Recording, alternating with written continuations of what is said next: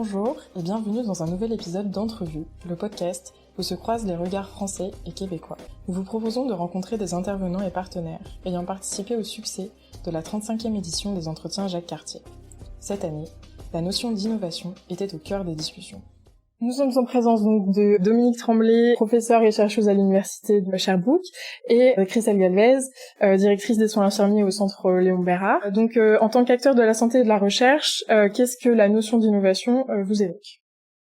Bon, je me lance. Je pense qu'il faut définir premièrement ce que c'est que l'innovation. Et par définition, c'est quelque chose qui est nouveau aux yeux de ceux qui adoptent.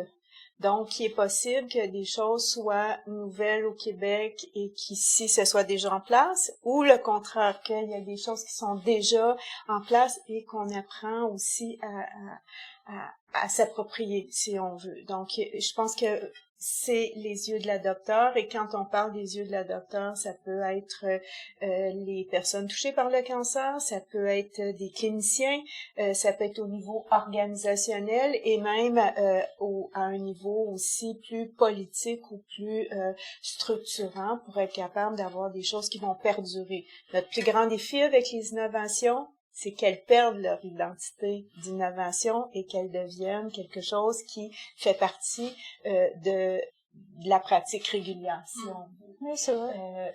Est-ce que on a, par exemple, des innovations sur lesquelles tu travailles qui pourraient Oui. aider à la compréhension? Oui, par exemple, on va partir d'une problématique plus souvent de terrain où on a un nouveau traitement qui est arrivé dans le traitement du cancer, qui ressemble dans sa manière d'être injecté ou pris par le patient à un médicament dont on a déjà l'habitude. Sauf que ce médicament-là, il n'a pas du tout les mêmes effets secondaires. Et étant donné que ce traitement qui est très innovant et qui vient changer la donne pour beaucoup de patients, il va falloir qu'on fasse très attention, parce que là, l'innovation sera, certes le traitement est innovant, mais il vient aussi bousculer dans les organisations, dans la manière dont nous, on va apprendre à sécuriser ces effets secondaires, en une nouvelle manière, un nouvel événement, un nouvel effet secondaire, que si on n'est pas au courant, ou si on n'a pas appris les nouveaux effets secondaires, eh bien on va pas le sécuriser, et malheureusement, il se peut que le patient ait des effets indésirables très graves, alors que le traitement est innovant. La manière dont on va l'implémenter, qu'on va l'intégrer, qu'on va apprendre aussi bien aux patients, mais aussi aux soignants, d'apprendre les effets et comment être vigilant vis-à-vis de ça, eh bien cette innovation, elle est très importante parce qu'elle peut sauver des vies, mais si elle n'est pas impliquée, où on a justement toutes les parties prenantes de cette innovation ne sont pas intégrées dans le processus, eh bien on risque de passer à côté de cette superbe innovation et de le voir sous un côté négatif. Donc c'est à la fois un progrès et un bouleversement de l'organisation de l'accompagnement des patients. Donc cette notion d'innovation, elle est déterminante pour le développement d'un meilleur accompagnement en cancérologie, mais du coup, comment est-ce que les acteurs académiques et les acteurs médicaux s'organisent et coordonnent leur action pour mettre en place ces innovations-là? On peut commencer par la notion du type de recherche que l'on fait. Il y a de la recherche pharmaceutique pour les traitements, il y a de la recherche épidémiologique pour voir vraiment dans la population qu'est-ce qui peut arriver, par exemple, et le type de recherche qu'on présente aujourd'hui ici, c'est de la recherche intervention. Donc, au contraire de la recherche qui veut vraiment isoler une intervention en espérant de pas biaiser les résultats. Nous, ce qu'on veut, c'est faire changer la pratique. Donc, c'est vraiment une façon différente de penser qui va bien avec l'innovation parce qu'on ne peut pas penser au type d'innovation comme qu'est-ce que Christelle vient de nommer en disant ça va être une boîte noire, c'est un traitement qu'on va envoyer et qu'on va imposer. Les changements de pratique s'apprennent avec les gens sur le terrain et c'est comme ça qu'on peut faire des vraies transformations qui vont perdurer à travers le temps parce que les pratiques professionnelles sont bien enracinées, c'est sécurisant, mais en même temps, il faut les adapter à l'évolution des populations. Donc, je pense que ce qu'on parlait ce matin, l'exemple des transitions, est un exemple de dire, ben, on a des nouveaux traitements, les patients vivent plus longtemps, ils sont traités plus longtemps, et comment on va mieux les accompagner dans les transitions. Puis là, t'as toute la médecine de ville. Exactement, ouais. Exactement.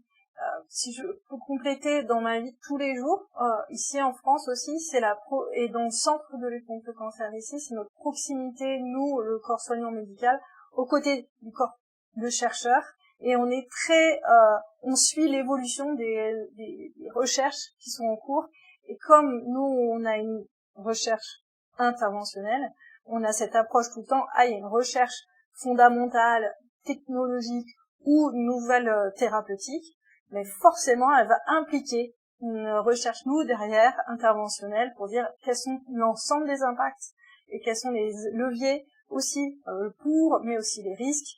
Et c'est cet ensemble-là où nous, d'un seul coup, on se rend compte aussi qu'il faut qu'on travaille avec la ville. Et c'est aujourd'hui avec les professionnels de ville, mais pas que les professionnels de ville. Il faut intégrer le patient comme un partenaire, l'aidant comme un partenaire, et identifier tous ces acteurs, puisque quand même, on est dans une situation même qui est quand même, le contexte n'est pas favorable du fait qu'on ait beaucoup moins de professionnels pour faire beaucoup plus de travail. Donc il va falloir certes amener cette recherche et ces innovations sur notre terrain, mais avec des personnes qui sont parfois la tête dans le guidon et l'impression qu'on est déjà en train de faire déjà beaucoup. Donc comment faire avec plus, avec moins, et être efficace? Là, c'est ce travail-là que l'on fait encore aujourd'hui dans ces entretiens de quartier où on se rencontre parce que les idées sont nombreuses, les recherches sont nombreuses et les interventions diverses et peuvent nous créer des synergies et des champs de possibilités. Je reviendrai aussi sur l'idée de l'utilité des entretiens Jacques Cartier, puis je fais pas une vente là, c'est vraiment sincère parce que depuis le temps qu'on travaille avec Christelle, je pense que c'est mes 7 ou 8e entretiens et on bénéficie de voir comment on peut définir ensemble les problématiques qu'on vit et on s'aperçoit qu'on vit des problématiques semblables, mais dans des cultures professionnelles qui sont un petit peu différentes et comment on peut s'enrichir mutuellement. Je pense que ça va au-delà de, par exemple, moi je viens du Québec, la recherche, intervention qu'on fait avec les gens du terrain. Comment on va définir nos problématiques? Comment on va la définir avec une perspective élargie avec l'équipe de Christelle et comment on peut échanger des solutions, puis notre structure de journée qu'on organise est pour un partage d'informations, mais jumelé aussi à ce qu'on appelle des ateliers réflexifs. Donc, on va s'asseoir ensemble, on va se déposer, réfléchir à comment on peut faire mieux, mais en croisant nos regards. Fait que c'est vraiment là la mission. C'est un plaisir de vivre ces journées-là. Parce que ça nous donne le temps, et c'est très très précieux parce que c'est aussi rare qu'on ait du temps, où on sait qu'on va se revoir une fois par an pour faire le point sur les projets et les vrais sujets, les vrais questionnements, les vrais concernements que l'on a, qui sont communs, et qui ne peuvent que être enrichis par la réflexion commune, par le temps commun, poser le cadre, et après réfléchir et faire vivre. Et la synergie est quand même puissante, et elle fait plaisir, et en plus elle redonne de l'espoir, elle redonne confiance en l'avenir, au-delà donc c'est ce côté-là qu'on vient chercher aussi. Ben, on les organise aussi, fait probablement qu'on a une perception un petit peu romantique de cette opportunité-là, mais je pense que c'est vraiment important, puis on voit à travers les années une progression.